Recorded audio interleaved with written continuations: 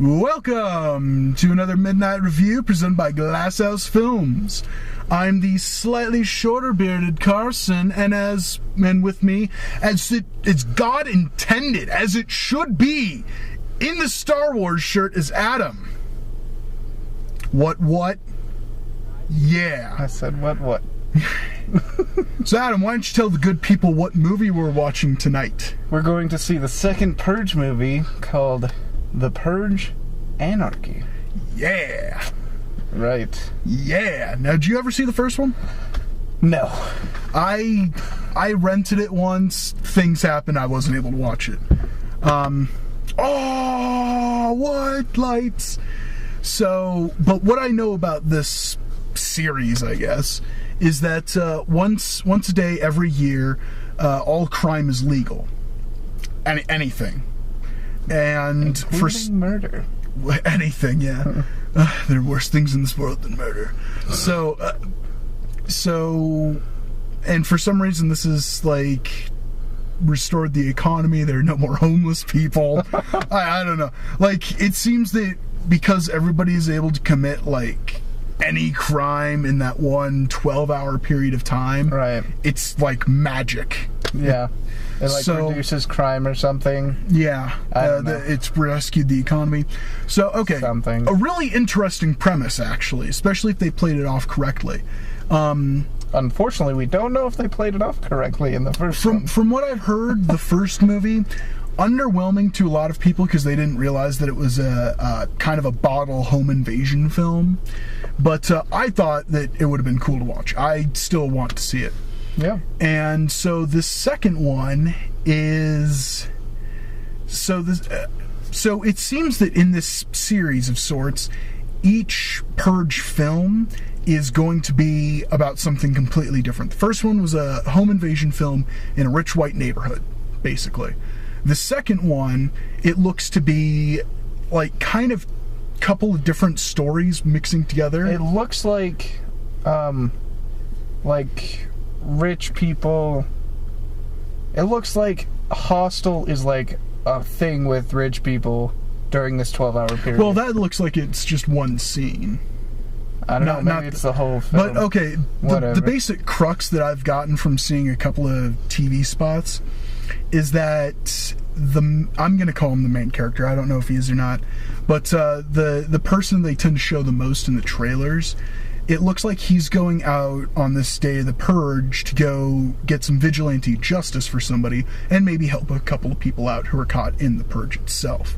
That's what it looks like. And, you know, slum streets of LA, it looks like a really interesting expansion on what the first film did. And I'm really hoping it's, you know, a pretty good film. I mean, low budget, so I like my low budget horror movies. They can do a lot more. Yeah. I actually have some pretty middling hopes about it. I hope it's pretty good. Yep. How about you? I don't know. Well, I hope it's good, obviously. Yeah, we always go into a film hoping it's good. But I haven't seen anything minus, you know, the 30-second commercials or whatever. Yeah, the TV and I spots. haven't heard any friend reviews of it, so. Well, we're the friends that tell all of our friends whether or not to see it. So of course you haven't heard anything about it. So let's go see it. All right, let's go see a movie.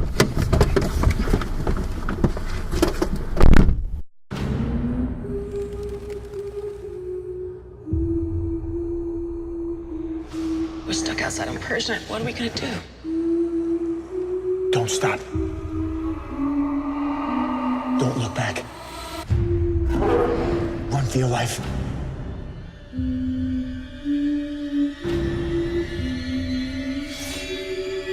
They're coming. Just remember all the good the Purge does. Rated R. And we're back. So we just got out of that movie. Right. What did you think of it? I thought it was a movie. Yeah. It was over 90 minutes, so it counts as feature. What else? Like your opinions. I didn't love it. I didn't hate it.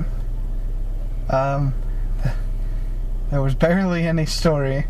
I couldn't tell if it was a scary movie or an action movie. Yeah.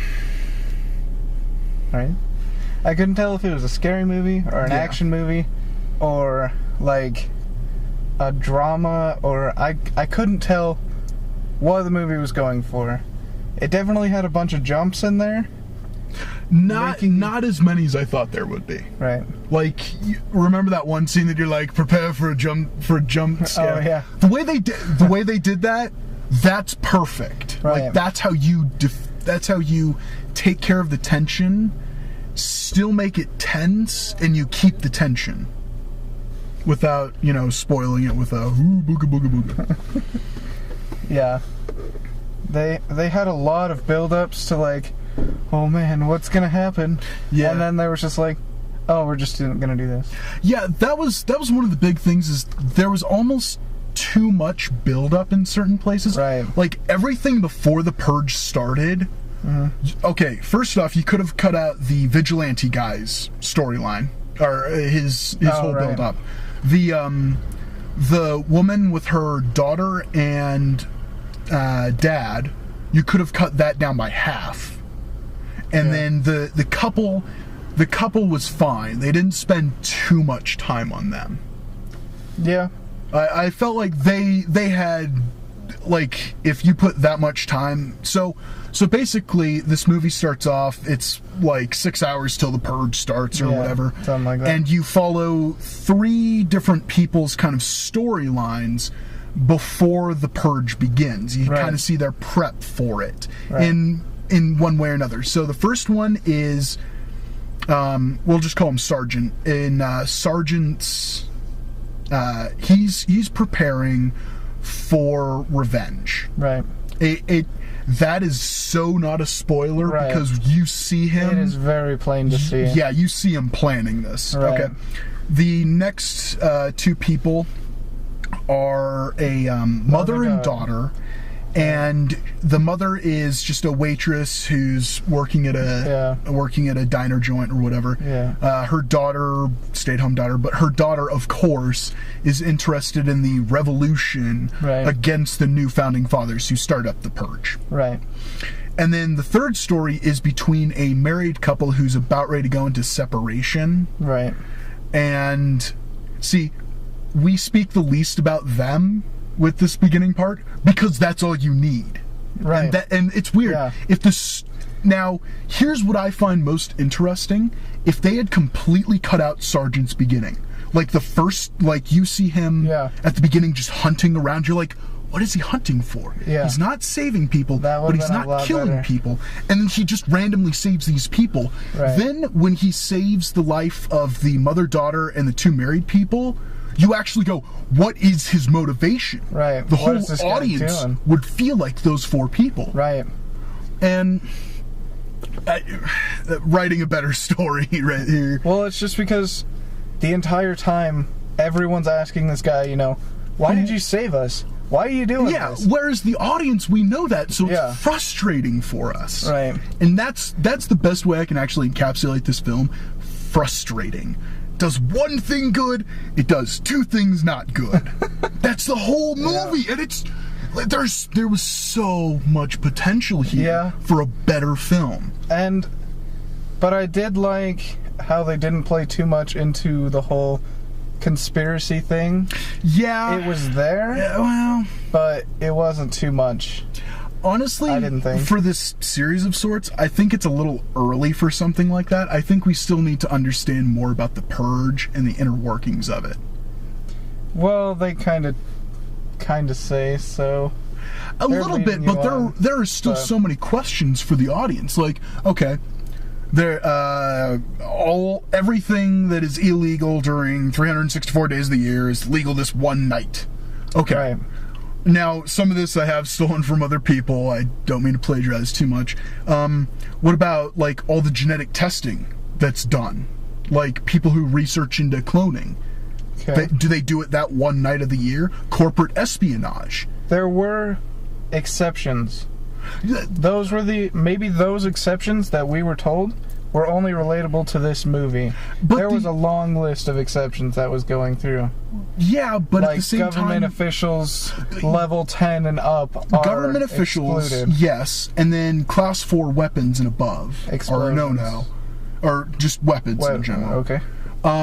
But that's the thing. That's the rule of the filmmakers, is to fill in those plot holes, those little gaps that leave you questioning the whole movie. Gay marriage. Is gay marriage legal this one night of the year?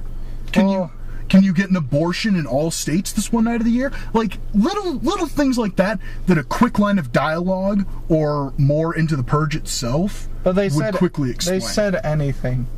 Yeah. So if you're willing to go out in the streets and go to a clinic, then yeah. But my question is more something for like gay marriage, so to speak. They get married on that one night.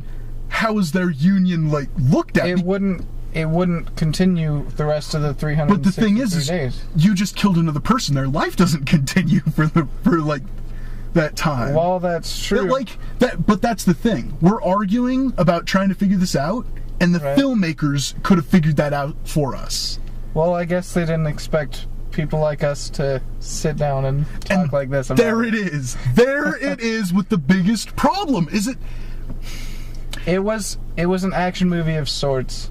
Yeah, but it wanted to have all of these big ideas, but it didn't know how to approach any of them. Right, but I think it was mostly an action movie. Yeah. Because action movies don't tend to have the greatest storyline. A tense action movie. Right. And at the very least, it was mostly entertaining. It was well paced. It wasn't wasted time. Yeah. As we said, the parts that we would have cut down, we would have personally, I would have taken small snippets out of the rest of the movie, but just tiny things, nitpicks, really. Right. And as far as an action movie, it worked okay as an action film. Yeah. It was a lot better than RoboCop.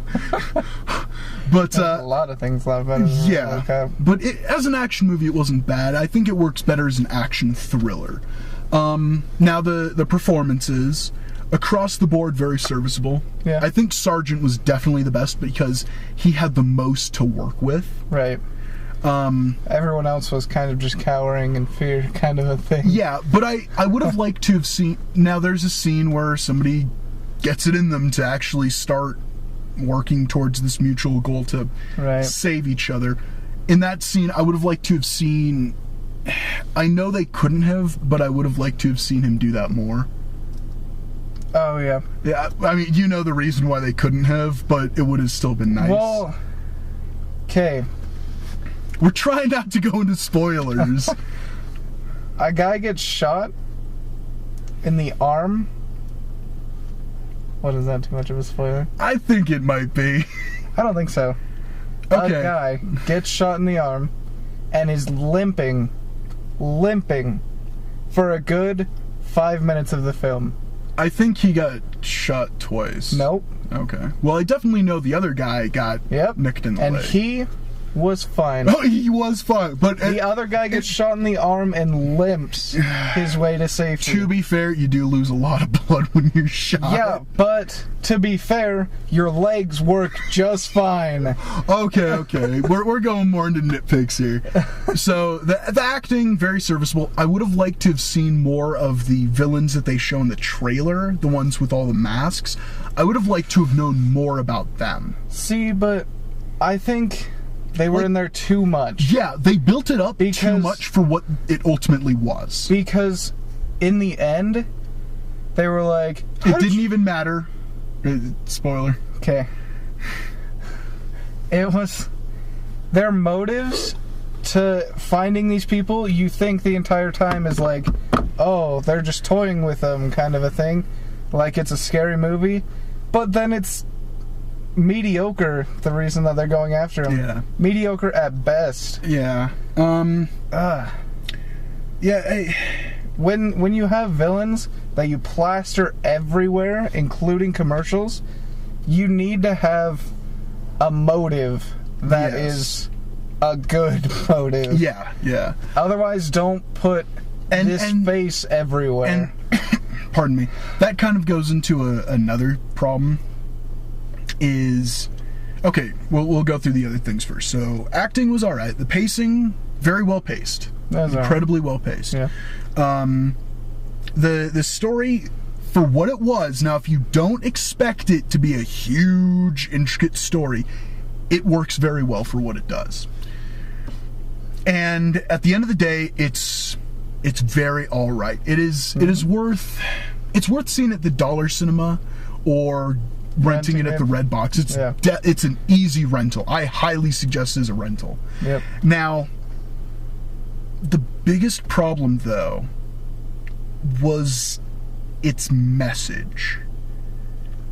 Yeah. And Government conspiracies. Well, no, not so much with that. The subtext, I should say. Okay. Like it's baby's first socioeconomic policies, and it's baby's first 1984 in a lot of ways.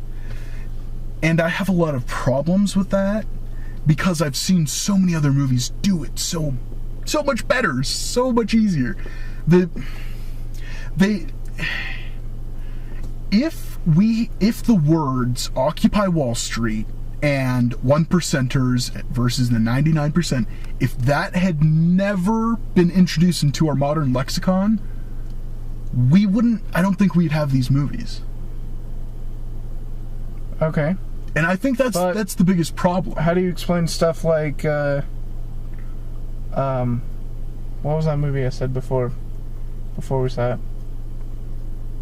Hostel. Oh, Hostel.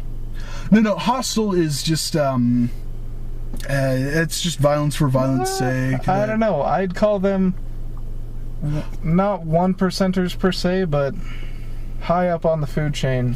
Yeah, but that's a message that we see so many times, is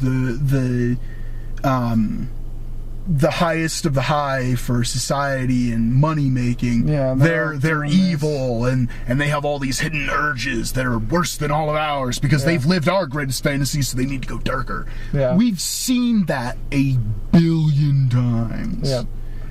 And that's why I have a problem with stuff like that. All right. Fair enough. Then again, that's me. I see a lot of movies. But, man, at the end of the day, it was...